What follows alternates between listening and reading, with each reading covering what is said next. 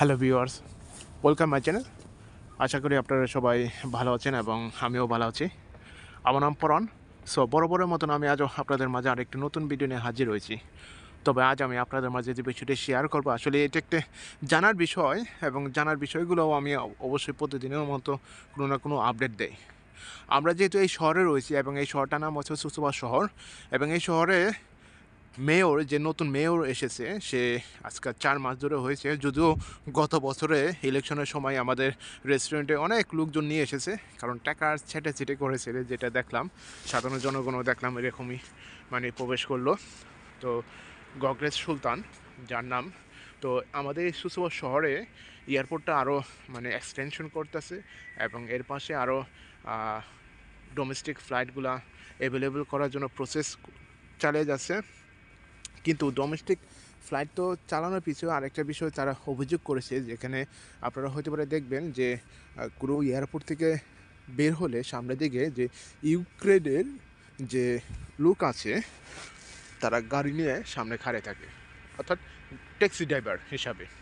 কিন্তু এই taxi driver কতটা বিরক্ত করে সাধারণ জনগণকে বা সাধারণ প্যাসেঞ্জারদের, এটা আপনি যদি প্রবেশ করেন তখনই বুঝতে পারবেন। কারণ হচ্ছে অনেকটা ভোগান্তি করে ডাকাডাকি পারে। ইতিমধ্যে আমার এই ভিডিও স্ক্রিন অবশ্যই দেখতেছেন। তো এটাই তারা রিমুভ করার জন্য চেষ্টা চালিয়ে যাচ্ছে, এবং যেহেতু চেষ্টার কথা বলতেছে যে তারা এই এয়ারপোর্টের সামনে কোনো অবৈধভাবে কোনো ট্যাক্সি ড্রাইভার থাকবে না, এটা একটা নিয়ন্ত্রণের মধ্যে আনার জন্য চেষ্টা চালিয়ে যাচ্ছে, এবং দেখা যাক কী হয়। তবে এই নিয়ন্ত্রণটা কত দূর পর্যন্ত এটা সফল হয় কেউ বলতে পারে না।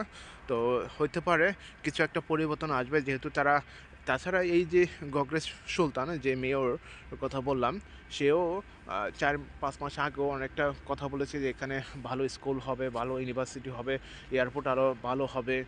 যদিও এই শহরে প্রায় ৮৫,০০০ লোকের বসবাস।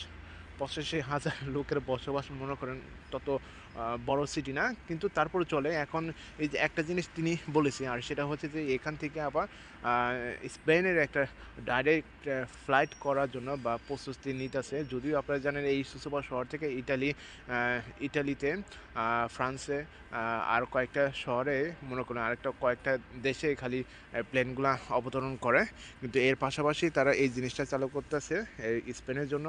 জুন মাসের দিকে তারা এটা প্রস্তুতি নিতেছেন। তো খুব ভালো লাগলো, বার্সেলোনা যেতে পারবা, মাদ্রিদও যাওয়া যাবে এই সুসুবা শহর থেকে। আমরা সাধারণত এই এয়ারপোর্টটা ইউজ না করলেও দেখা যাচ্ছে ইয়াসে থেকে যে এয়ারপোর্টটা আছে ওই এয়ারপোর্টটা ইউজ করি।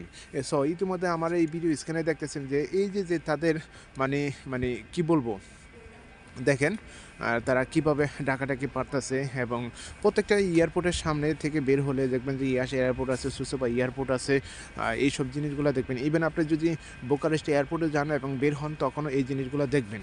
তো এইগুলি রিমুভ করার জন্য তারা একটা আইন প্রচলন করতেছে, ইতিমধ্যে আমাদের এই শহরে অ্যানাউন্স করেছে।